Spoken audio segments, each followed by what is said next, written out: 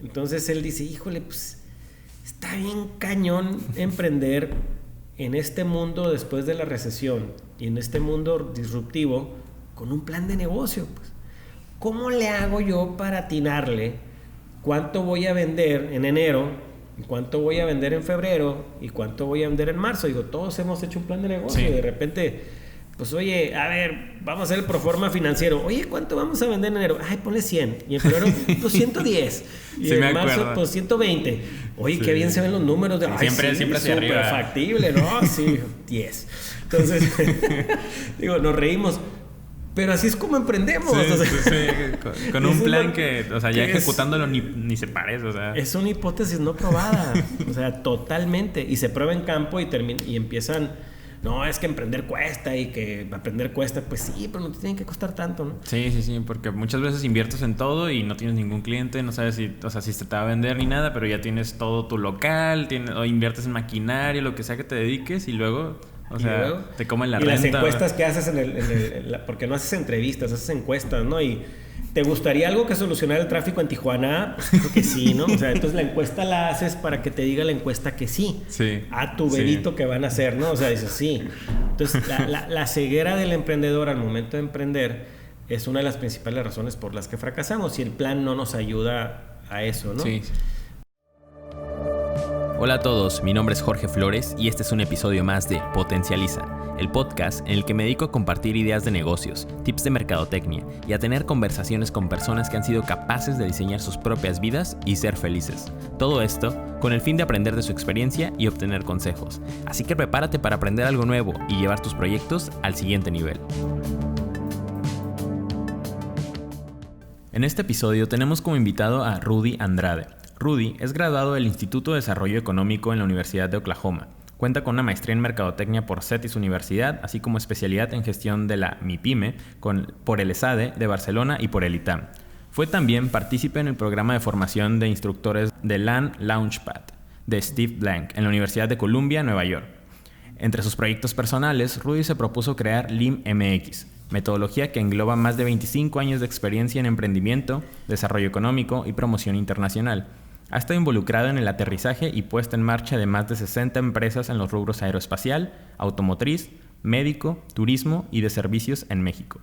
Como empresario, Rudy es actual socio director de AP Consultores, firma dedicada a la inteligencia de mercados, diseño y estrategia de propuesta de valor y expansión de mercados, así como el desarrollo de programas de formación en metodología LIM MX para emprendedores e instructores.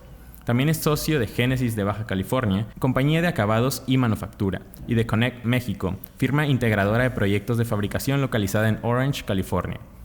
Sumado a todo esto, Rudy ha ejercido como docente por más de 28 años en diversos estados de México, impartiendo el curso de desarrollo y validación de modelo de negocios LIM MX.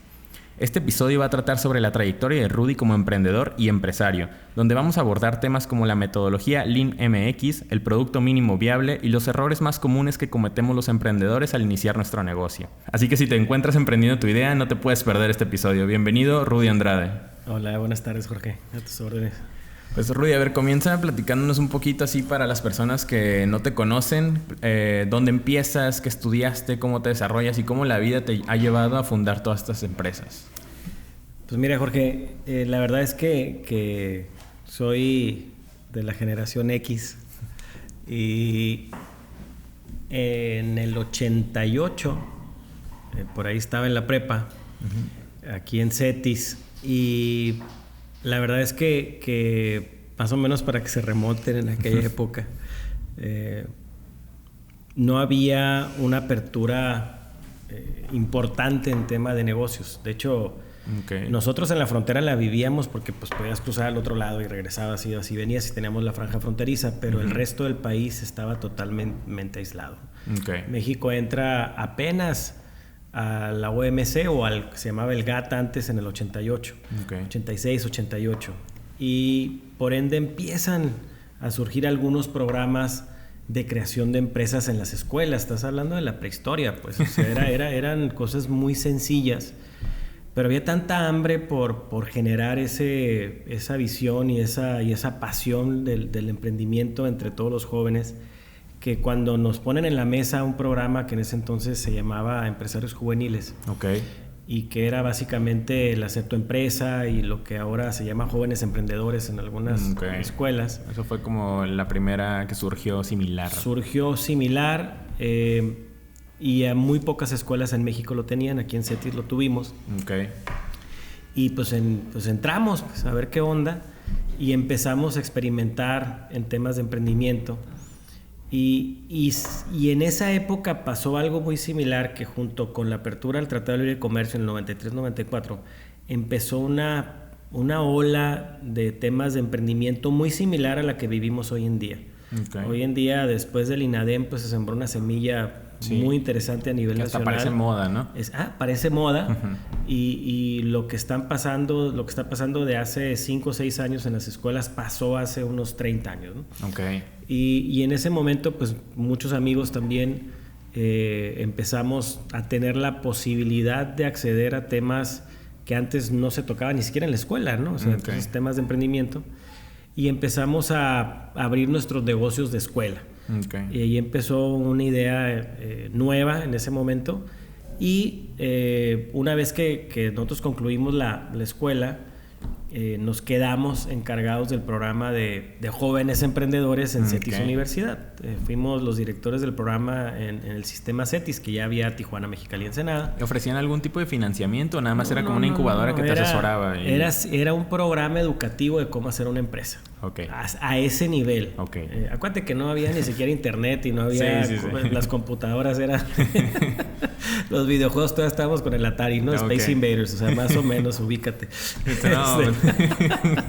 Entonces, pues estás hablando 80s, 90s, el mundo más sencillo, no había celulares. Más tranquilidad, los ¿no? Más modernos era me acuerdo, híjole, pues yo creo que el StarTAC y luego el Nokia eterno. Sufrían menos ansiedad de estar ahí con el teléfono. Sí, no, para nada, no había ese tipo de ansiedades. No tomaban fotos los teléfonos, para empezar. Pero bueno, a lo que voy es que ahí nace una semilla. Y a la vuelta de cierto tiempo, después de encargarnos del tema de jóvenes emprendedores, pues nos fuimos a trabajar a otras partes. Y pero siempre con una intención de educación. O sea, en la vida yo he tenido 2 grandes pasiones, ¿no? Aparte de las personales, pero 2 grandes pasiones. Uno, el tema del emprendimiento, que ahorita te platico algunos negocios que hemos abierto y que uno nos ha ido bien y otro no nos ha ido tan bien. Sí. También de los que no te han ido bien son súper importantes. No, eso es lo más padre. A veces. ya que lo recuerdas. Sí. Y luego lo otro es el tema de la educación. O sea, desde que yo empiezo a trabajar en CETIS, que fue mi primer trabajo formal saliendo de la escuela, he estado dando clases. Entonces llevo por hobby. O sea, doy una clase desde hace 28, 27 años, ¿no? Entonces, los primeros en profesional, los primeros semestres y ya los últimos 12 años en el MBA. Y bueno, y por ahí nace este esfuerzo que estamos haciendo ahora con la autoría del libro Emprende en México. Y en el tema empresarial, pues desde los 26, 27 años hemos estado emprendiendo diferentes tipos de negocios, ¿no? Yo creo que pues, entre ellos 10, 12 negocios que hemos empezado. Bastantes. Unos que han sido muy buenos, otros que no tan buenos y otros que han tronado, ¿no? Entonces pues ha sido una experiencia muy interesante. Hace años empezamos con un centro de idiomas, luego una empresa que vendíamos y instalábamos estéreos de auto cuando todavía se cambiaban. Y últimamente, o más recientemente, pues siempre hemos estado involucrados en los últimos 20 años en temas de integración a la cadena de valor. O sea, creo que es algo que el desarrollo económico en México ha quedado a deber. O sea, hemos atraído muchísima inversión al país, pero lo que es la parte de la integración a la cadena de valor por empresas mexicanas ha sido muy pobre. O sea, seguimos promoviendo que vengan empresas extranjeras a venderles todo lo que las empresas necesitan, y creo que ese chip ya tenemos que cambiarlo, ¿no? Entonces, hemos estado afortunadamente involucrados en diferentes empresas. La primera, una empresa de extrusión de plástico. ¿Destrucción de plástico? Extrusión, que es hacer tubería. Tubería comercial y tubería médica. ¿Y cómo llegas a algo tan especializado? Bueno, lo que pasa está que yo estaba trabajando en otra empresa y un joven emprendedor se acerca con mi jefe de ese entonces, Enrique se llama, Enrique, y mi jefe era Sergio Tagliapietra en ese momento. Entonces yo estaba trabajando para él en el área de mercadotecnia y me habla Sergio y me dice, oye, fíjate que Enrique trae muy buena idea. Él dice que él está trabajando en una empresa médica que hacen dispositivos médicos en el área de extrusión, o sea, en donde se forma la tubería, y nos dice que hay un mercado muy interesante. Entonces, ¿por qué no tú, Rudy, investiga qué onda con el mercado? Entonces, pues me pongo a investigar qué onda con el mercado. Otro amigo que se llama Raúl, que es financiero, Sergio le habla y le dice, oye, pues investígame cómo está el rollo del tema de finanzas. Y a la vuelta de 2 meses que terminamos lo que teníamos que investigar, llegamos, pues presentamos, y pues la verdad es que estaba muy interesante el tema de la extrusión. Entonces les platico cómo veía yo el mercado. Entonces Sergio, me acuerdo que nos voltea y nos dice a Raúl y a mí, bueno, ¿cuánto le apuestan a su estudio? O sea, ¿cómo lo hicieron, no? No, dice, pues yo creo que lo hice muy bien. ¿Qué fuentes utilizabas para hacer un estudio de mercado? No, pues fue un estudio en sitio, o sea, ir a visitar a las empresas para medir la demanda. Y pues bueno, salió, había una posibilidad de integrar a la cadena empresas mexicanas que pudieran vender estos insumos que lo estaban trayendo de otras partes, ¿no? Entonces me dijo, bueno, pues ¿cuánto le apuestas, no? Le dije, pues no, sí le apuesto. Bueno, ¿cuánto, no? Bueno, pues ¿por qué me dices? Bueno, para que le entres con una lana, ¿no? Para cuando abramos la empresa. Entonces ahí se conformó una empresa con 4 socios, 3 jóvenes en sus 20s, 27, 28, 26 años, Sergio como el empresario de experiencia, y empezamos lo que se llamó Multitube, que fue una empresa mexicana. Salimos a tocar puertas. Me acuerdo que fuimos en Mexicali, está una planta muy grande de Papermate. Y voy y toco la puerta porque conocíamos al gerente, Samuel, y le digo, oye, Samuel, pues yo creo que nos vio 3 jóvenes ingenuos, ¿no? Y pues, ¿qué onda, Rudy? No, pues sabes que traemos esta idea, queremos ver si necesitas tubitos. No, pues asómate a la planta, ¿no? Entonces, pero había una coyuntura bien interesante porque en ese momento ellos estaban en una etapa donde, estás hablando del 99-2000, en una etapa donde estaban ellos viendo la posibilidad de ya no hacer ellos sus propios tubos y comprarlos de China, para ser más barato. ¿Y ustedes eran competitivos ahí en el precio? Bueno, pues todavía no empezábamos la empresa. Bueno, sí. Estábamos tocando puertas para ver qué onda. Ya nos habíamos puesto de acuerdo que le íbamos a hacer, pero pues no estábamos seguros si íbamos a empezar con mercado médico o con mercado comercial. Entonces empezamos, como yo sabía que Papermate necesitaba tubos, en la investigación me salió, pues fui a preguntarle al gerente que necesitaba. Entonces empezamos nosotros un proceso. Primero era ver si a Papermate le interesaba que nosotros entráramos en el proceso de poderles proveer, pues. Y pues yo creo que nos vio tan ingenuos y tan buena onda, pues que dijo, ay, pobrecitos, yo creo que vamos a darle chance a ver hasta dónde llegan, ¿no? Porque pues o sea, no tenían experiencia en eso prácticamente. No, bueno, Enrique sí. Sí, una persona. Pues yo era el vendedor y el otro el financiero y demás. Pero pues éramos gente seria, ¿no? O sea, y de alguna manera como que lo tomó Samuel como un proyecto propio. Ha de haber dicho, yo creo que vamos a darle a ver hasta dónde llegan estos chavos, la neta. Entonces empieza él a darnos la oportunidad de dar seguimiento al proceso normal de proveeduría, para integrar a un producto a su cadena de valor. Para esto íbamos avanzando y teníamos el primer gran reto era llegar al precio, porque teníamos que generar el suficiente volumen para que el precio diera y que fuéramos competitivos con el precio chino. Teníamos la ventaja de la cercanía, pues estábamos ahí a 2 cuadras de la planta, pero pues el precio chino era muy agresivo. Entonces, al final del día teníamos la meta era buscar una línea de producción que nos pudiera producir arriba de 1200 tubos por minuto. ¿Sí? Y es un tubo, pues es el tubo que va dentro de la pluma, donde va la tinta. Todos los han visto. Entonces ese tubito, a pesar de que es un tubito muy barato y se producen millones, es un tubo que tiene que salir casi perfecto, porque el tubito sale de la línea y pasa por una máquina que le inyecta la tinta. Entonces el posicionamiento del tubo es perfecto, o sea, no puede estar brincando el tubo, o sea, entonces es un tubo muy barato pero perfecto. Entonces es un reto, pues, porque necesitas la precisión de la maquinaria, ¿no? Tiene que ser muy precisa la maquinaria. Entonces fuimos a Estados Unidos y encontramos una línea que nos daba 850 tubitos por minuto. Pues no era suficiente, ¿no?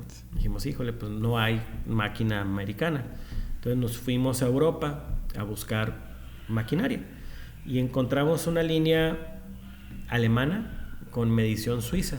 Son Mercedes-Benz.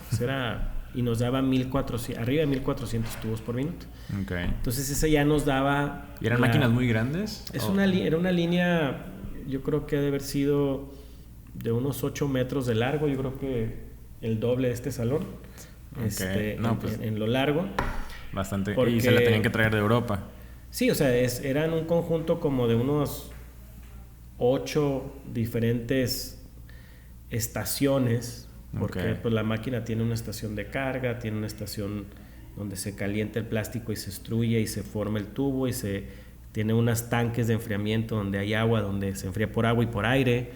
Tiene una pieza que jala el tubo, otra que la corta y otro que lo empaca. O sea, hay un proceso de medición intercalado, ¿no? Entonces es una línea de producción. O sea, y ese fue tu primer negocio, ¿verdad? No, ya habíamos hecho otros negocios. Ya habíamos hecho otros negocios. Este fue el primero integrado a la cadena de valor. Y el caso está de que encontramos eso, pero costaba 3 veces lo que costaba la gringa, ¿no? Entonces, pues ahí pues ya llegó un punto donde nosotros empezamos a hacer pruebas con la máquina alemana en la fábrica alemana. O sea, seguíamos avanzando, no habíamos comprado nada todavía. Pero los dejaron usarla mientras. Claro, por supuesto, ellos querían vender su línea, ¿no? Entonces nos mandaban pruebas y estaban para ver si íbamos a comprar esa línea, ¿no? Entonces ya nos dice Papermate, oye, van muy bien, pero pues ya queremos ver la máquina, ¿no? Entonces pues ya pues tenías que comprarla. Y me acuerdo que yo tenía un terrenito ahí, pues me acaba de casar, y un carrito, ¿no? Y pues los vendo. Entonces mi esposa pues muy contenta, ¿no? Y pues los vendí, le metí esa lana y pues cada quien juntamos la polla para comprar la máquina. Y pues la compramos y seguíamos avanzando. La máquina tardó como 3 meses en fabricarse porque se fabricaba de nueva. Pero ya habían firmado el contrato y todo. Pues, claro que no. ¿No? Pues claro que no. O sea, ¿cómo te van a firmar un contrato con los de Papermate si no ven tu máquina? O sea, es que es primero, ¿no? Sí, sí. Y pues dijimos, pues si le queremos seguir, pues tenemos que invertir, porque si no, pues ni siquiera nos van a dejar seguirle, ¿no? Entonces la mandamos a hacer. Y nosotros seguíamos un proceso, llevamos como unos 3 meses en el proceso de certificación. Y cuando faltaba como 2 semanas para que empezaran a embarcar la máquina hacia México, hacia nosotros, me habla Samuel, el director de Papermate, y me dice, oye Rudy, te hablo porque te hablo para despedirme. ¿Qué pasó, Samuel? No, pues ya no voy a trabajar en Papermate. Órale, pues qué onda, ¿no? No, me dice, pero lo que pasa es que Papermate hace una semana todavía era del corporativo Gillette. Y hace una semana se vendió, o sea, Gillette vende Papermate a Newell Rubbermaid. Entonces Newell Rubbermaid compra Papermate. Y le dije, y pues, cambios va a haber. Y dice, ¿sabes qué? No sé. Porque yo sé que la gente que está aquí pues va a cambiar toda. ¿Y qué va a pasar con el proyecto de destrucción? Pues no sé, me dice, yo lo que puedo hacer es darte el nombre de la persona que se va a quedar, no en mi puesto, sino el gringo que está en Chicago, donde está el corporativo de New Rubbermaid. Y a ver si quiere. Que va a ser el encargado de manufactura. Entonces, pues, y la bendición y vámonos. Entonces, ahorita me río, pero estaba llorando. No, pues, o sea, después de haber vendido tu terreno y carro. Entonces entonces nos vamos a Chicago. Entonces vamos, literalmente tocamos la puerta y le hicimos una cita. Y yo creo que también, pues, el gringo, buena onda, dice, pues, vamos a ver qué quieren estos chavos. Le platicamos todo el tema. Nos dice, ¿sabes qué? Me interesa. Vamos a ir a Mexicali a ver la planta que compramos en un par de meses. Entonces a ustedes les doy oportunidad de que instalen su línea y que me muestren lo que pueden hacer.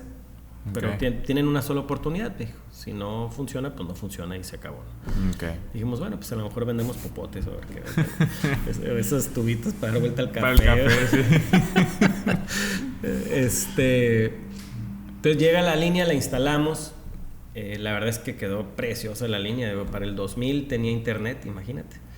Esos del internet, ¿se acuerdan? Bueno, ustedes no se acuerdan. El internet de... Eso que donde conectabas y se veía así un ruidito y todo. No, ya no me tocó. No, ya no les tocó. Ahora cuando estaban bebitos ahí. Pero bueno. Pero era impresionante porque podían meterse desde Alemania a meter y quitar programas. ¡Wow! Era una línea. Y aparte estaba hecha muy a la medida para PaperMate. Entonces llega el día, nos visitan, les encanta la línea. Y nos dicen, dice, pues vamos a empezar el proceso otra vez de certificación con ustedes, pero no les podemos dar mucha producción porque tienen una sola línea. Entonces yo no puedo arriesgar que mi planta se pare porque ustedes, pues algo les pase, ¿no? Sí. Entonces, pues tiene que haber redundancia, pues tiene que tener al menos 2 líneas para poderles dar más producción. Y luego hay otra prueba que tienen que pasar. Hay una prueba que se llama prueba de añejamiento. Entonces las plumas, pues obviamente les ponen la tinta y pues están en aquel, pues un chorro de tiempo, ¿no? Sí. En Office Depot o en Walmart, donde pueden caducar ahí, o sea, entonces, que se sequen, ¿no? Ajá, puede ser. Entonces la prueba es que tu tubo no vaya a tener porosidades donde la tinta pueda, pues, descurrirse. Y la prueba dura 18 meses, ¿no? 1 año y medio. Entonces no vendimos un tubito hasta después de 18 meses, más los otros 6, o sea, duramos 2 años. 2 años sin vender nada todavía. Sí. Digo, hicimos repuestos, hicimos cositas, pero una venta ya en proceso. Digo, nos dio oportunidad de comprar la otra línea, en fin. Pero mientras tenían todos como un trabajo estable. Sí, o sea... era como el side hustle bueno, no, Enrique sí estaba 120% ahí, o sea, él estaba al 100 ahí, y nosotros pues sí teníamos nuestros otros trabajos, y qué bueno, porque bueno, no teníamos esa idea de que eso iba a durar tanto tiempo. Yo tenía mi consultoría, ya la tenía funcionando, en fin, teníamos cosas que hacer. Pero gracias a que diseñamos una línea y le apostamos a la tecnología, a la vuelta de 7 años después de que empezamos, ya éramos el principal proveedor de PaperMate. Tenemos 13 líneas. A los 5 años sacamos el ISO médico, estamos produciendo tubería para diálisis, para respiradores. Entonces después de los 2 años ya se fueron muchísimo más rápido. Pues sí, empezó a crecer la empresa. Y bueno, ya después de 10 años, en 2010 por ahí, ya teníamos pues el 90% de los tubitos de PaperMate. Y aparte el producto médico. En el 2011 se acercan con nosotros una empresa americana. Era un fondo de inversión, era propietario de esta empresa, y nos ofrece comprarnos porque ellos tenían la intención de abrir mercado en el oeste de Estados Unidos. Les gustó nuestra empresa, nos ofrecen comprar, nosotros no queríamos, pues no vendimos. Al mes vuelven a llegar y dicen, no, pues sí te queremos comprar. Digo, pues nosotros no queremos. Y ya la tercera vuelta, pues ya le ponen algunas otras cositas al cheque y dijimos, pues sí, si te vendemos. Entonces vendimos y nos capitalizamos. Y ya ahí empezamos a invertir en otras partes. Eso fue, o sea, ya compraron tu empresa después de 10 años, ¿no? La compraron, la vendimos, y fue una experiencia muy padre. Fue el tema de la evaluación de la empresa, el proceso de la venta, y de ahí compré junto con otro socio una empresa que aún la tenemos, que se llama Génesis de Baja California, que es una empresa de aplicación de acabados. ¿Cómo llegas a esa empresa? O sea, ¿cómo decides Porque uno de los emprender? socios de Multitube era socio de esta otra empresa. Ok, de Génesis. De Génesis y era socio minoritario, Okay. pero el socio mayoritario le ha ido muy mal en la recesión gringa y me dijo, oye, está bien dolido esta persona y quiere vender. La empresa está muy mal financieramente, pero tiene buenos clientes. Entonces, con la experiencia de Multitube, de haber tardado 2 años en conseguir un cliente importante, esta empresa, aunque estaba chiquita ya tenía los y clientes. estaba en problemada, tenía clientes como Bose, como Ito, no sé, tenía clientes importantes. Entonces realmente compramos los clientes. Y esa empresa, de ser una empresa chiquita que estaba en un espacio de 600 metros cuadrados, ahorita estamos en un espacio de 5,000 metros cuadrados, una empresa más grande. Y sí, este año empezamos súper bien, yo creo que el mejor año que hemos tenido, aunque estos últimos 6 meses han estado muy lentos en general. Pero tardamos 3 años en arreglarla financieramente. En fin, entonces siempre hemos estado integrados a la cadena de valor. Tuvimos otra empresa de conversión de autobuses, de diseño y conversión de autobuses para buses especiales. Y bueno, pues ahí fue una experiencia también padrísima. Nos fue bien al principio, muy mal después. ¿Les fue mal después? Sí, porque el principal proveedor, el que convertía el autobús, se fue a Chapter 11. Entonces nos dejó colgados ahí, bastante interesante. Y bueno, en esos inters, pues nunca dejé de dar clase. Ni tampoco el tema del asesor, de mis consultorías. Y en fin, el tema del libro nace precisamente en el inter que estábamos cerrando la empresa de conversión de autobuses. Y estaba preparando la clase precisamente de desarrollo de plan de negocio, que era la clase que daba en CETIS, el MBA. Entonces cada año cambio pues, de libros y ahí ando buscando qué cosas nuevas platicarle a mis alumnos. ¿Es cuando decides escribir el libro? Es cuando decidimos, pues decido escribir el libro como 2 años después, pero me llega un libro a mis manos para la clase que se llama The Lean Startup de Eric Ries. Y es un libro pues que básicamente habla de validar tu modelo de negocio previo a hacer el plan o emprender con la validación de tu modelo de negocio. Y de ahí surge como esa inspiración. Sí, de ahí lo que pasa es que me pongo a leerlo y te lo juro que pues me salió la lagrimita de la bola de babosadas que habíamos hecho en otras empresas y que pudimos haber evitado pues, de manera importante. Riesgos más calculados. Pues sí, riesgos. Bueno, el riesgo es riesgo, o sea, no. El tema es que como mexicanos nos vamos con todo, pues. Con toda la pasión por delante. Con toda la pasión por delante y también lo que pasa es que durante 60 años hemos utilizado el plan de negocio para emprender. Sí. Y el plan de negocio como base para emprender puede ordenar tus ideas, pero el plan de negocio sirve para ejecutar. Y en el proceso que tú estás, cuando estás iniciando, estás en un proceso de búsqueda, no de ejecución. Estás buscando un modelo de negocio escalable, repetible, un modelo de negocio único. Y la verdad es que el plan de negocio es y sigue siendo una hipótesis no probada. Pues. Sí, es como, y muchas veces escribe el panorama ideal.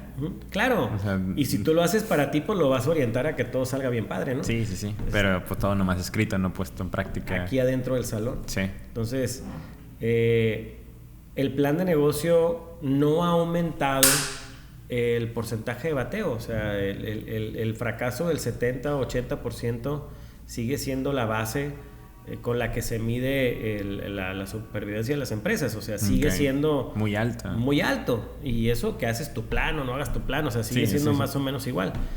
Entonces, ¿qué pasa? En el 2010 sale una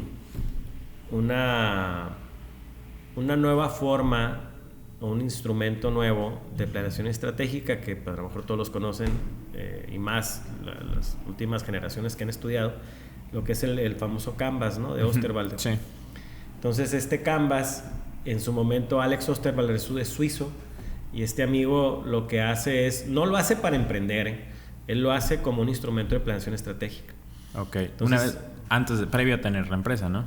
Sí, no, el Alex no está pensando en emprender. Okay. O sea, Alex es un estudiante de doctorado en Suiza, y él, en su disertación doctoral, o sea, su trabajo final para el doctorado, su problema fue, ¿sabes qué? La planeación estratégica tarda mucho. El proceso de toma de decisiones en planeación estratégica tarda mucho tiempo. ¿Por qué? Porque un día veías finanzas, otro día veías mercadotecnia, otro día veías recursos humanos, en fin, las capital, áreas de la empresa, capital. Entonces él dice, debe de haber una manera más fácil de emprender, de hacer planeación estratégica. Entonces él genera un instrumento que en un solo plano, en un canvas, en un solo plano, él coloca los 9 elementos más importantes de un modelo de negocio. ¿Cuáles son? Pues la propuesta de valor, los segmentos de mercado, la relación con el cliente, los canales, los ingresos, todo eso va del lado derecho. Que lo puedas ver en una sola hoja, ¿no? Ajá, y del lado izquierdo toda la parte interna de la empresa, ¿no? Las actividades clave, las alianzas clave, los ingresos, costos y demás. Entonces toda esa parte es la parte izquierda. Entonces en un solo plano, como tú manejas, puedes verlo y puedes tomar decisiones de una manera más ágil. Ese es el Canvas. Pero lo hizo nada más como su investigación de doctorado, pues. Como un instrumento para planeación estratégica. Súper importante, porque eso revolucionó la planeación estratégica. En Estados Unidos, más o menos en la misma época, está dando clases un señor más grande que Alex, que se llama Steve Blank. Y este señor es un empresario retirado que hizo su lana en la burbuja del .com. Al principio del 2000 por ahí, le va muy bien, pues él dice, pues ya la hice, se retira, invierte y demás, y se pone a dar clases. Y da clases en Berkeley, en Stanford y después en la Universidad de Columbia. Y la clase que daba es desarrollo de plan de negocio. Entonces él dice, híjole, pues está bien cañón emprender en este mundo después de la recesión y en este mundo disruptivo con un plan de negocio, pues. ¿Cómo le hago yo para atinarle cuánto voy a vender en enero, cuánto voy a vender en febrero y cuánto voy a vender en marzo? Digo, todos hemos hecho un plan de negocio y de repente, pues oye, a ver, vamos a hacer el proforma financiero. Oye, ¿cuánto vamos a vender en enero? Ay, ponle 100. Y en febrero, pues 110. Y en marzo, pues 120. Oye, qué bien se ven los números. Siempre hacia arriba. Súper factible, ¿no? Sí, 10. Entonces, digo, nos reímos. Pero así es como emprendemos. Con un plan que, o sea, ya ejecutándolo ni se parece, o sea. Es una hipótesis no probada. O sea, totalmente. Y se prueba en campo y empiezan, no, es que emprender cuesta y que aprender cuesta. Pues sí, pero no te tienen que costar tanto, ¿no? Sí, porque muchas veces inviertes en todo y no tienes ningún cliente, no sabes si se te va a vender ni nada, pero ya tienes todo tu local, o inviertes en maquinaria, lo que sea que te dediques y luego... O sea, luego, te comen la renta. Y las encuestas que haces porque no haces entrevistas, haces encuestas, ¿no? Y ¿te gustaría algo que solucionara el tráfico en Tijuana? Pues creo que sí, ¿no? O sea, entonces la encuesta la haces para que te diga la encuesta que sí. A tu verito que van a hacer, ¿no? O sea, dices sí. Entonces, la ceguera del emprendedor al momento de emprender es una de las principales razones por las que fracasamos y el plan no nos ayuda a eso, ¿no? Entonces... este señor dice, ¿sabes qué? Pues este rollo no me late, y menos con el ambiente tan disruptivo de ahorita, que hay cambios todos los días. Pues hacer un plan a 5 años está bien cañón. Entonces ve el Canvas de Osterwalder y dice, híjole, ese instrumento está padrísimo, lo voy a tomar y lo voy a usar para lluvia de ideas, como referencia, para plasmar, para que mis socios y yo plasmemos en un plano nuestra idea inicial. Y voy a empezar a estructurar una metodología de validación de los elementos. Fuera de tu escritorio. O sea, fuera. Puesto en práctica. ¿Para qué? Para mediante iteraciones, o sea, diferentes acciones y observación y evaluación rápidas, puedas darte cuenta si fallas o no fallas y puedas tener la sensibilidad tanto del mercado como de costos, como de ingresos, como todos los 9 elementos, ¿no? Sí. Entonces el amigo empieza a generar esa metodología que es la metodología Lean. Uno de sus alumnos, Eric Ries, genera el libro, ¿verdad? Él ya había generado un libro, Steve, muy académico. Eric lo hace un poquito más ágil y empieza el movimiento del Lean Startup. Ahí empieza entonces. Leo el libro en ese momento Y a la semana me llega el Harvard Business Review y en la portada venía Why the Lean Startup Changes Everything, y dije, pues algo está pasando. Sí. Estamos hablando de 2013, ¿no? Y me meto a la página de Steve y veo que tiene en su página un curso que va a dar, el primer curso que da para instructores de esta metodología, en la Universidad de Colombia. ¿Te inscribes? Y pues aplico y me inscribo, y me aceptan, y pues me voy. ¿Cuánto tiempo duró el curso? Como 2 semanas. Ok. Pero intenso, ¿no? Sí, o sea, sí. Y me da clases ahí Steve y Osterwalder también. Súper bien. Pues llego bien cilindriado a cambiar el mundo, ¿no? A Tijuana. ¿Y cuando te regresas y tratas de aplicar esa metodología aquí en... Bueno, acuérdate que no había. Entonces la empiezo a aplicar aquí en estas aulas de posgrado, el CETIS. Y como a finales del 2014 me empiezo a dar cuenta que por más que me asomo aquí a las ventanas de posgrado, pues me doy cuenta que ni están los Alpes suizos ni el Napa Valley, ¿no? O sea, estamos en Tijuana, pues. Sí. Y igual en Mexicali, pues. Entonces, pues digo, pues no es lo mismo. Sí. Entonces empezamos a agregarle algunas cositas a la guía de estudio, más mexicanas, y estas empiezo a agregar más cosas. Le mandaba correos a Steve, oye, pues este rollo no, aquí como que hace falta, pues tú agrégale lo que quieras. Me dice, pues es nuevo. Sí, o sea, apenas lo estamos calando en Estados Unidos, pues adáptalo. Y empezamos a adaptar. Entonces hicimos un paso previo a llenar tu lienzo. Canvas y lienzo es lo mismo. Yo le llamo lienzo porque estamos en México. Entonces, el que le llamo las bases de emprendimiento, que es un proceso muy cultural nuestro y del entorno de negocios mexicano. ¿Eso consideras que es como, si alguien tiene una idea de negocio, nada más para recapitular poquito, eso sería la primera cosa que debería de hacer antes de que, por ejemplo, haga un logo, un sitio web? Digo, porque hay una como malinformación ahí donde invierten en toda la imagen y que todo se vea bonito, pero...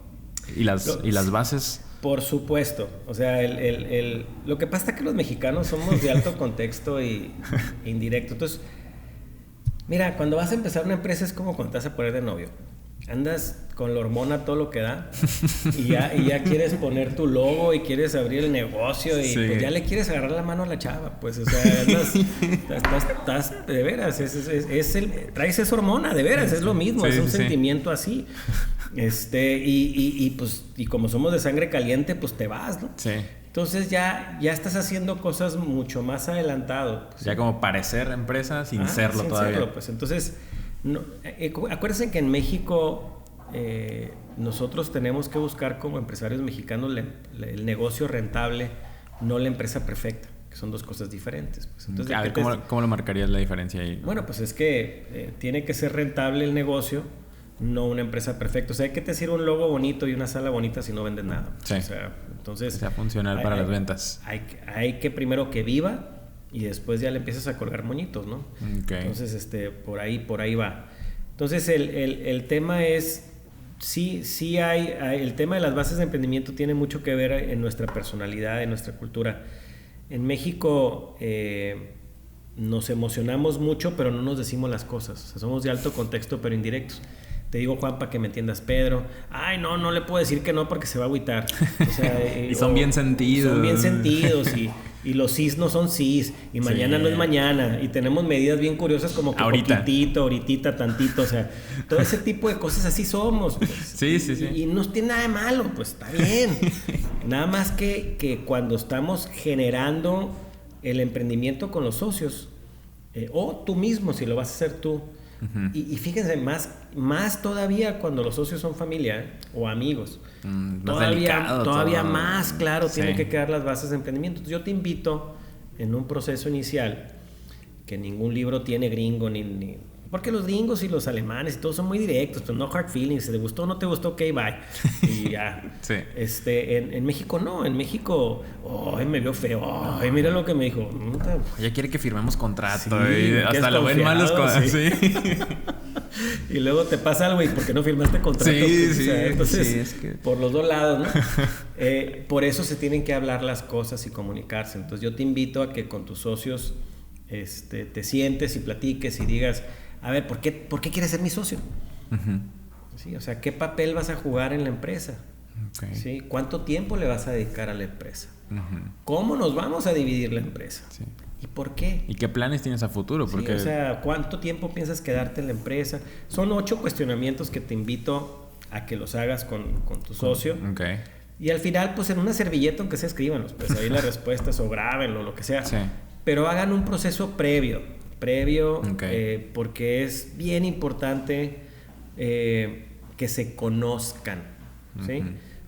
Si un matrimonio es exitoso es por las bases que tiene. Si cualquier edificio, si tiene buenas bases, va a durar.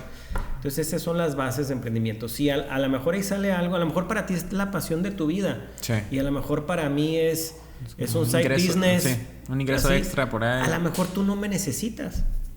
Necesitas a alguien que esté igual de apasionado que tú, o a lo mejor dices, ¿sabes qué? Ya entendí hasta dónde puedo contar contigo. Va para adelante. Está bien. Entonces, todavía hay más entendimiento. Sí. Entonces, pero siendo claros, directos siempre. Siendo claros. Darse esa oportunidad de abrirse. Y eso lo tienen que hacer. Yo les aconsejo que lo hagan de manera informal, en un café, con una cheve. O sea, que no sea algo tenso, que no sea un tema con un facilitador. No. Platiquen. A final de cuentas, el asociarte con alguien es como cuando te casas. Pues. Sí. O sea, es un compromiso importante y que de alguna manera les va a doler.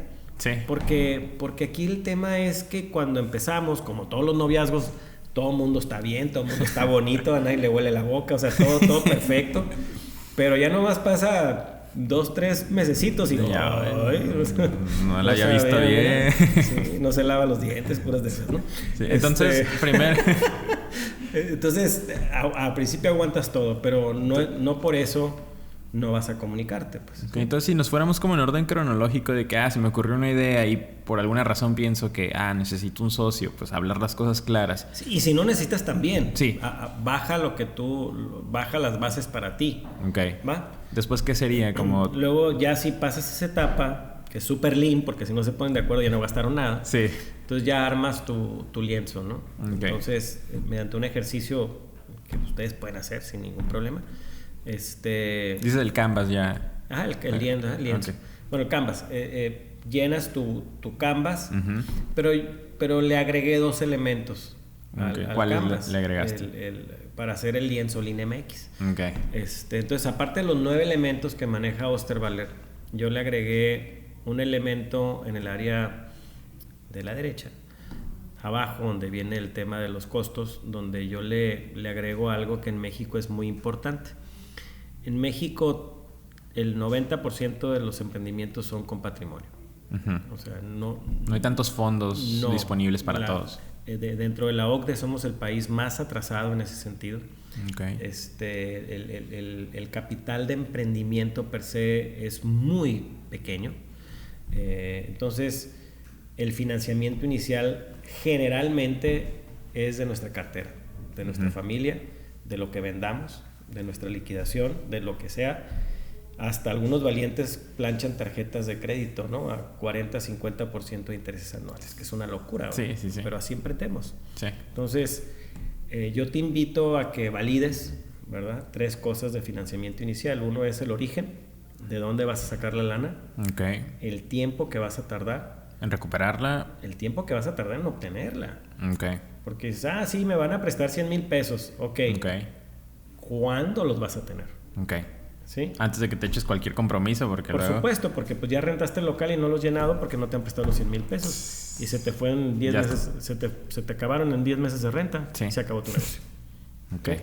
Entonces, el origen, el tiempo y el costo del dinero. Okay. Los intereses. Dinero? Pues el acuerdo que llegues. Entonces, es bien importante. ¿Por qué? Porque el dinero no es un commodity en México. El dinero es difícil de obtener. Financiamiento inicial es... Y es triste ver que emprendedores pierdan patrimonios y les cueste mucho recuperarse. En México es un país donde el emprendedor se recupera muy lentamente de un fracaso. Sí, ahí no aplica tanto lo que es comúnmente que se escucha como consejo, ¿no? De que fracasa rápido y vuelve a iniciar. O sea, en Latinoamérica y México es un poquito diferente, ¿no? O depende de la etapa también en la que estés emprendiendo, pero... Mira, el tema de fracasar rápido, pues, híjole, mano, es fabulosa esa idea, ¿no? Pues fracasa rápido para que no gastes tanto. Sí. Pero también En México, una vez que te constituyes, el cerrar la empresa tampoco es fácil. ¿Qué nos puedes platicar un poquito de ahí, de cómo es el proceso de cerrar una empresa y qué tan costoso puede llegar a ser? Pues lo que pasa está que el abrir una empresa pues, es relativamente fácil, aunque pues, hay muchos pasos y a lo mejor depende del tipo de empresa. Pero una vez que ya estás constituido, el cerrar esa empresa, una vez que empieza a generar ciertas actividades, es un viacrucis, ¿eh? Tiene un tema complicado. No hay la protección tan sencilla como un Chapter 11 gringo. Okay. ¿Cuánto puede llegar a durar? Pues depende del tipo de empresa. Sí. O sea, algunos ejemplos que estás constituido. Híjole, mano, pues yo creo que hay personas, amigos míos, que todavía están cargando con 2, 3 empresas nomás por la lata de no poderlas cerrar, ¿no? Y tienes que llevar tus contabilidades y demás. No te pudiera dar como promedio, porque es muy promedio diferente. Porque son bien diferentes. Pues no es lo mismo cerrar una empresa como la que tenemos de Génesis con el programa IMEX de Maquila, que tienes que esperarte cierto tiempo, a cerrar una empresa que sea un comercio sencillo, que puede ser mucho más fácil, ¿no? Okay. Entonces, o que estás dado de alta como una persona física con actividad empresarial, o como las nuevas temas, puede ser mucho más fácil. Pero aquí el tema es que no te avientes el tiro de constituirte y demás hasta después de validar tu modelo de negocio. Okay. O sea, primero, antes de aventarte el tiro de hacer todo el papeleo legal, arma tu modelo y valida tu modelo. Ese es algo bien importante. Mira, ya hay estadísticas. Empezando con el plan de negocio, tu grado de supervivencia anda entre 70 y 80%. Empezando con tu grado de fracaso entre el 70 y 80%. Okay. Tu supervivencia está en el 20-25%. ¿Que fracasan a los 2 años? 2-3 años. 2-3 años, ¿verdad? Y que eso es lo que se mide. El tema del modelo, si validas tu modelo, andas con un grado de fracaso del 50%, 52%. Okay, lo reduces bastante. Lo reduces al doble. Sí. Entonces, y tiene sentido, pues, porque pues, estás dándote cuenta qué cosas pueden funcionar y qué no. Entonces tienes 3 opciones una vez que validas tu modelo. O pivoteas tu idea y la cambias porque los elementos te están diciendo eso. O pivoteas la idea, la cambias o no la haces. Son las 3 cosas. ¿En qué consiste exactamente eso de pivotear la idea? Para los que nos están escuchando. Bueno, vamos platicando que ya sacas tu propuesta de valor a pasear, ¿no? Sí. O sea, tú sabes que voy a abrir un podcast y pues quiero ver qué onda, ¿no? Ok, entonces sacas tu idea. ¿Cómo validarías tú el podcast? O sea, ¿qué es lo que tendrías que hacer? Bueno, pues a lo mejor uno es salir y entender en el mercado si hay o no hay podcast. Si la gente escucha podcast. Platicar y entrevistar a algunas personas para ver si son, dependiendo del segmento que tú estés buscando, para ver si es susceptible que ustedes abran el podcast. Pero no vas a llegar y le vas a decir, mira, me llamo Jorge y quiero abrir un podcast. ¿Y cómo la ves? Pues todo el mundo te va a decir que está bien. Sí. Porque si no te vas a agüitar. Sí. O sea, entonces, pero no te sirve de nada esa validación falsa. Sí. Sí. Entonces tienes que decir, oye, ¿y cómo tienes tus noticias? No, pues que yo veo Milenio y yo veo esto. Órale. Y luego te vas con otra persona de otra edad. Oye, ¿y tú cómo le haces para enterarte? Pues fíjate que yo escucho podcasts y veo blogs y todo. Sí. ¿Y qué podcast escuchas? Sí. No, pues yo veo Los Dementes y veo esto. Órale, qué buena onda. ¿Y qué te gusta de ese? No, pues me gusta este y este rollo. Órale. ¿Y en Tijuana quién has escuchado? No le estás diciendo qué vas a hacer. Sí. Estás obteniendo información para generar un criterio y tú en tu cabeza, como sabes lo que quieres hacer, estás formando a tu bebé en tu cabeza. Sí.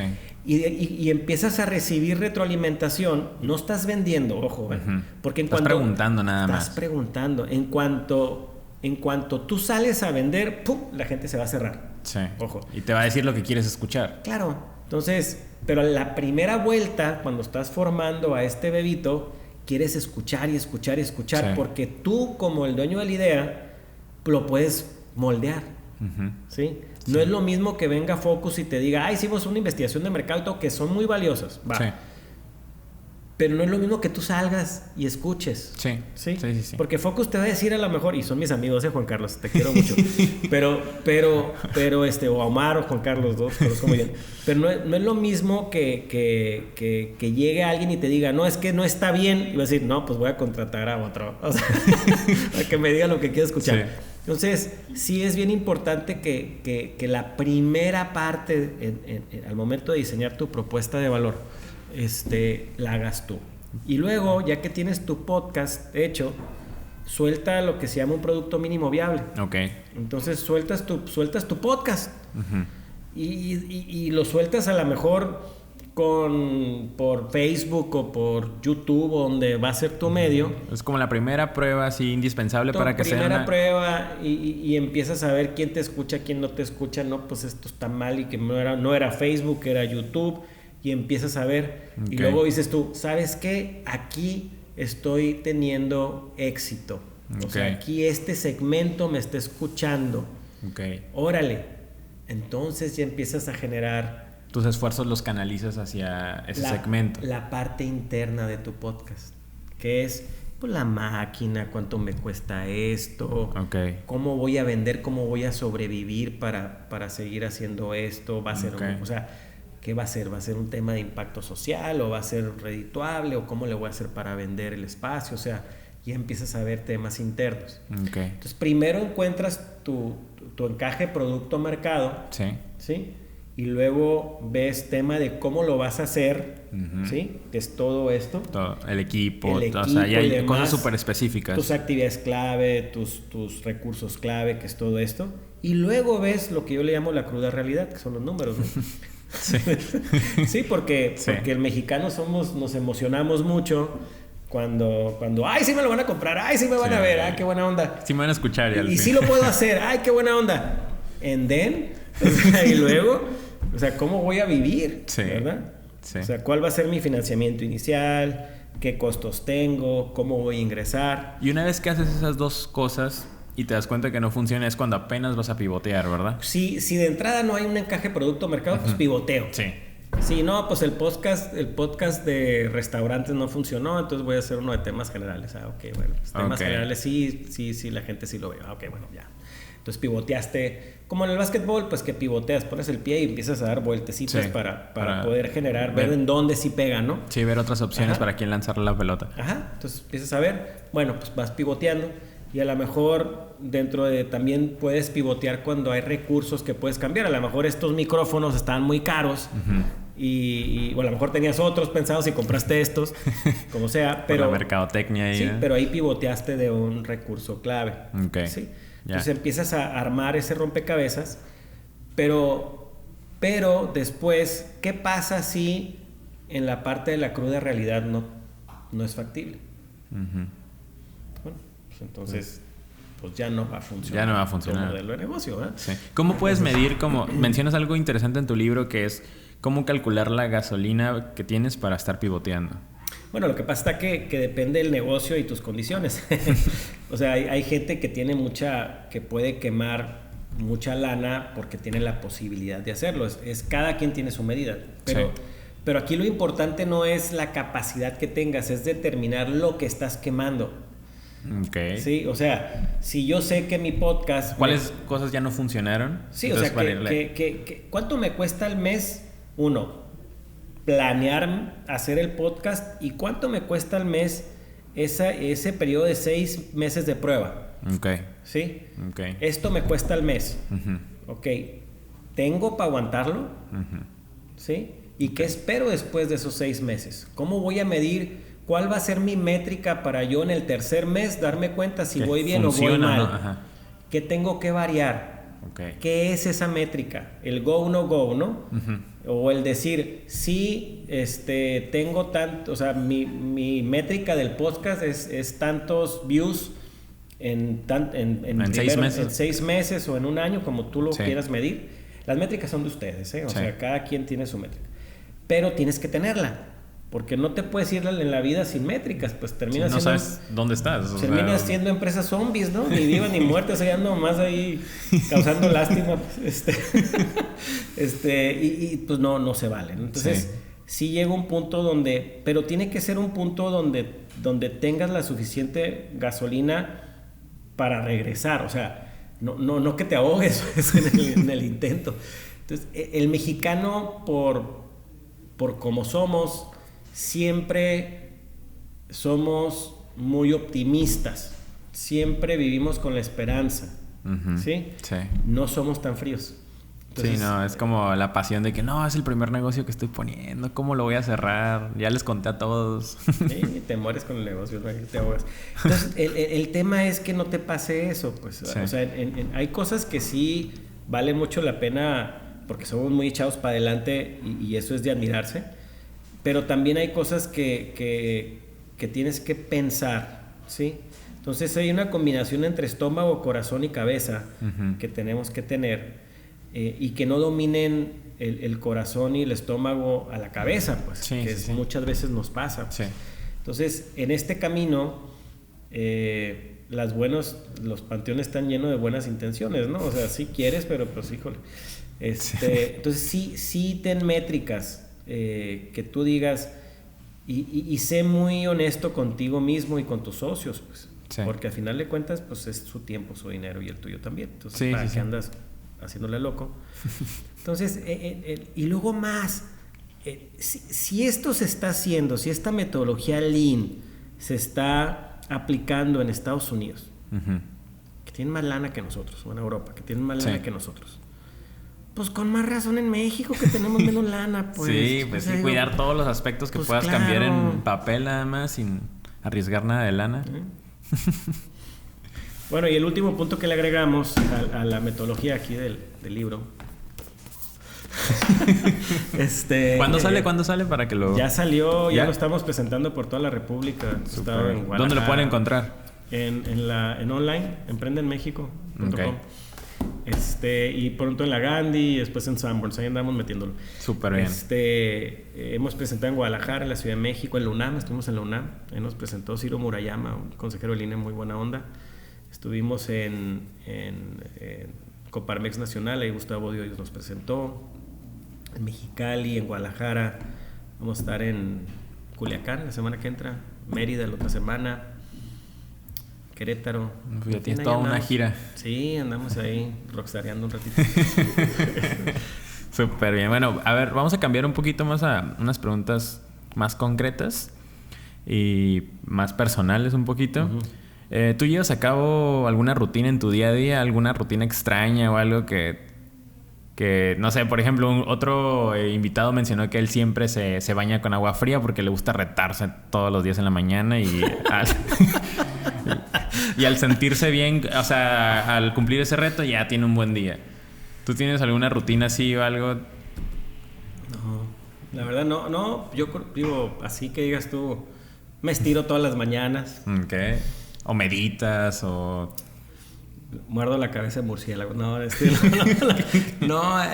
verdad es que las rutinas no soy muy bueno, me levanto temprano. ¿A qué hora te levantas? Me dicen, siempre he tenido en la cabeza un dicho de un empresario mexicalense ya fallecido, un señor grande que decía que la buena suerte se reparte a las 6 de la mañana. Okay. Sí, lo he escuchado bastante. Entonces me levanto, trato de levantarme antes de las 6. Si estoy en Mexicali, pues llevo a mis hijos a la escuela, es algo que disfruto mucho. Fuera de eso, no tengo una rutina per se diaria. Okay. Creo que soy demasiado inquieto para tener rutinas, la neta. O sea, entonces, simplemente tener mucho sentido común. Okay. En lo personal, trato de... Ya he aprendido a decir que no. Okay. Es muy difícil, sí, pero he aprendido a decir que no. Para los mexicanos en general decir que es no. Es muy difícil. Que no, sí, o terminan no contestándote y al final sí es por algo digital, pero no te dicen que no. Y el sí no es sí, pues entonces el compromiso o sea, es preferible que me digas no puedo. Sí. Pero bueno, ese sería... Como tu rutina, digamos. Okay. ¿Qué proyecto o tema es algo que te da mucha curiosidad o que te quita el sueño? Bueno, que me quite el sueño, yo creo que, y proyecto, aparte del más grande, que son mis hijos, ¿no? Pero el proyecto o lo que me quita el sueño es, y voy a ser muy sincero, a mí me quita el sueño el que México siga doliendo mucho. O sea, yo creo que México tenemos muchos años queriendo ser mejores, y me duele que no lo seamos, pues. Y yo creo que a pesar de que hemos mejorado mucho en cosas, no hemos mejorado mucho en temas más profundos, ¿no? ¿Cómo temas, temas como desigualdades, falta de educación, actitudes. Creo que nos falta mucho, y nosotros que tenemos la oportunidad de estar aquí, tenemos una oportunidad que se llama subsidio social. O sea, nosotros tenemos que cargar con la responsabilidad de mejorar nuestro país. Y eso es entregándonos, ya sea mediante educar, mediante formar, y eso es algo que para mí es un gran proyecto. O sea, el hecho de haber hecho el libro y no quedarme sin hacerlo, fue precisamente con una intención de que en México no se pierdan patrimonios realmente. O sea, y el lenguaje, si tú lo leíste, pues es un lenguaje que lo puede leer de cualquier nivel. Cualquiera, de cualquier nivel, y se hizo a propósito así, para que al menos en lo que cabe de mí, siempre que he dado clases, el estar enfrente de un aula, y eso yo admiro a los buenos maestros, porque en sus manos tienen la capacidad de cambiar el país, y no hay mejor proyecto para mí que ser maestro, o sea, con la responsabilidad que eso conlleva. Sí, obviamente. Entonces, estás formando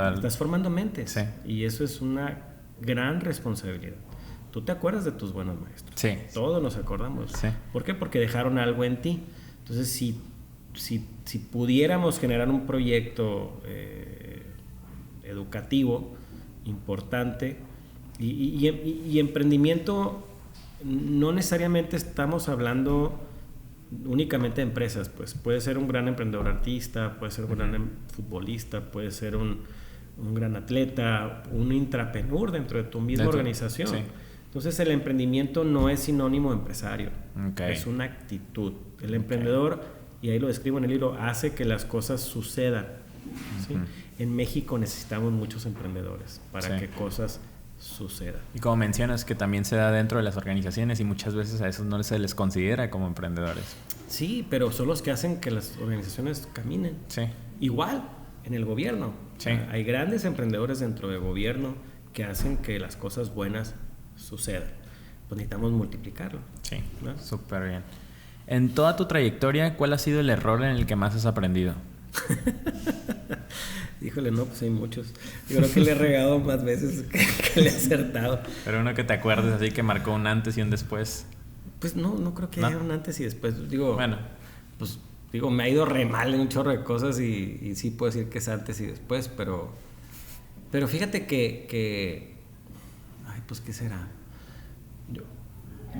A lo mejor en cuestión de lana, yo creo que invertimos mucha lana en la empresa de autobuses, a lo güey, porque queríamos hacer la empresa perfecta en vez del negocio rentable primero. Entonces nos enfocamos mucho a la empresa y no al negocio, y eso fue un error.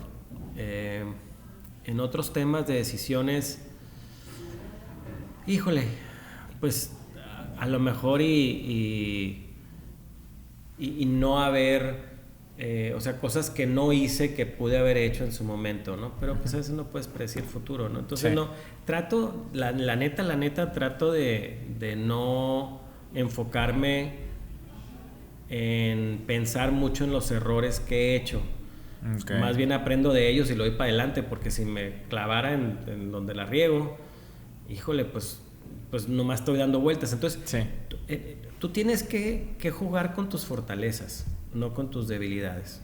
Pero igual tenerlas presentes para no cometerlas otra vez. Pues claro, pues yo sé que que no tengo ojos azules, pues. Entonces, pues digo, tengo mis ojitos chiquitos, buena onda. Y pues bueno, pero bailo bien. Entonces, pues me voy a ir a bailar, pues. O sea, sí. no me voy a pelar los ojos para que te fijes en mí. O sea, entonces, pues yo entiendo lo que no tengo, ¿no? Sí. Pero pues sé que bailo bien, entonces pues te saco a bailar. O sea, pues juegas con lo que tienes. Sí, entonces, así somos, ¿no? Súper bien. Bueno, porque luego te desgastas, fíjate, a veces pensamos que tenemos que mejorar nuestras debilidades. Sí. No, vive con ellas. Juega con tus fortalezas, porque a veces te desgastas queriendo hacer cosas que tú no las vas a hacer bien. Sí, o sea, como si me pusiera a cantar ahorita, pues qué ridículo. Entonces, pues, ¿qué plan tiene durar 3 años en clases de canto? Si no es como algo nato que pues ya traes. Claro, si no lo traes, o sea, pues mejor haz otra cosa. Están como el ejemplo que siempre ponen del niño, ¿no? Que está dibujando en las clases, lo regañan y porque le va mal en matemáticas y lo meten a un buen de clases de matemáticas en lugar de enfocarlo a clases de dibujo. Lo que es bueno. Sí. Digo, está bien que lo metas para que pase la materia, ¿no? Pero ahí muere, ¿no? Sí. No lo vas a meter en ingeniería, el pobre chamaco, se va a traumar. Bueno, Rudy, a ver, ¿cuál es el peor consejo que te han dado? Ay, el peor consejo que me han dado. Nomás tómate una, ¿no? Que no fue una, no. Que cuando tú lo pusiste en práctica no funcionó para ti. Fíjate que yo creo que en tema empresarial, yo creo que a veces nos enfocamos mucho en los resultados económicos. Uh-huh. Y yo creo que ahí a veces cerramos porque las empresas son personas. Entonces yo creo que ese error ya se corrigió en muchas organizaciones. Uh-huh. El hecho de nomás estar pensando en un impacto financiero a costa de todo, uh-huh, sin tomar en cuenta cómo llegar a él. Y ese consejo pues lo daban muchos en la época, ¿no? Creo que hoy el retorno de inversión sobre el impacto social de tu empresa a 10 años es que tu empresa va a seguir existiendo. Okay. ¿Sí? Sí. Entonces eso es muy importante. Ok, súper bien. ¿Y cuál es el mejor consejo que te han dado? Pues no eres un producto terminado. O sea, siempre hay algo más. Okay. Siempre seguir aprendiendo. Sí, siempre seguir aprendiendo. Yo siempre digo que cuando sea grande, pues quiero ser como tú, ¿no? Ok. ¿En qué proyectos estás trabajando en estos días? Pues ahorita, híjole, pues con esta aventura del libro, que iba a ser un libro nomás, pero ya se convirtió en un proyecto bien grande. Pues andamos, pues sigo con la empresa de acabados, que hace un año y medio ya está dirigida por un director. O sea, ya no estamos los socios involucrados. Digo, estamos a un supervisando. Sí, pues, físicamente yo estoy a un lado de la empresa, tengo ahí mi despacho. Y sigo involucrado, por supuesto, pero eso me dio la libertad de dedicarle más tiempo a mi consultoría, que me gusta mucho, que es en inteligencia de mercados y está padre. Y esta nueva aventura del libro, eso es lo que me preparé para el año que entra, dedicarle el 80% de mi tiempo a andar promoviendo el libro por todo México, y aparte promoviendo los programas de formación que le siguen al libro. O sea, el libro es la entrada se presenta el libro y posterior, por ejemplo en Guadalajara lo presentamos hace un mes, 3 semanas. Y el 28 y 29 de este mes tenemos un primer programa de formación, un masterclass en el sitio donde lo presentamos. ¿También va a haber en Tijuana y en otras ciudades o nada más? Sí. Conforme vamos presentando el libro aquí en Tijuana, pues va a ser el CETIS, y aquí va a ser la casa donde hagamos los programas de formación. Ok, súper bien. Entonces va acompañado de programas. Un programa muy importante que es con el que vamos a empezar, o que vamos a meterle más promoción, es el Train the Trainer, o sea, programa para formar formadores en la metodología. Ok, súper bien. De esa manera ya lo vuelves escalable, ¿no? Sí, que se vuelve escalable, pero aparte hace falta, porque normalmente no entrenamos a las personas que van a aplicar a los staff de las incubadoras, de las aceleradoras, de las escuelas, a los maestros que tienen que ver con emprendimiento, son los últimos que reciben la capacitación.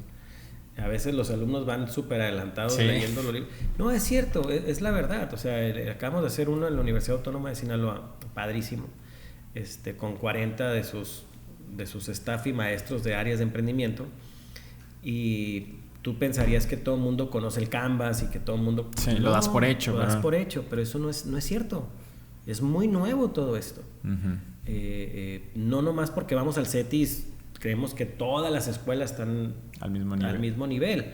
Y eso es un error. México, CETIS es una parte chiquititita, pues, o las escuelas privadas. Entonces, tenemos que desparramar todo este tema.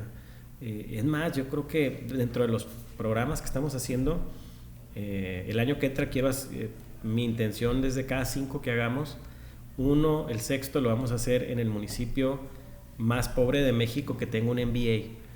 Okay. O sea, porque pues tenemos que impactar a todas las claro, o sea, no nomás donde está pavimentado, pues, o sea, la verdad es que innovaciones y emprendimientos hay en todas partes. Sí, que todo el mundo tenga acceso a él. Y si las guías bien, pues tienen más posibilidades de ser exitosas y en su comunidad pues les puede ir mejor.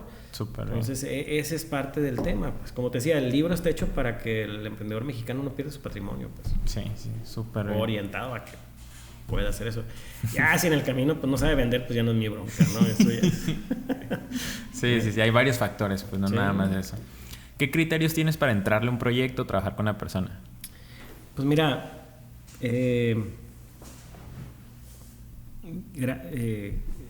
creo que en lo que es la consultoría me gusta yo buscar al cliente en vez de que el cliente me busque a mí.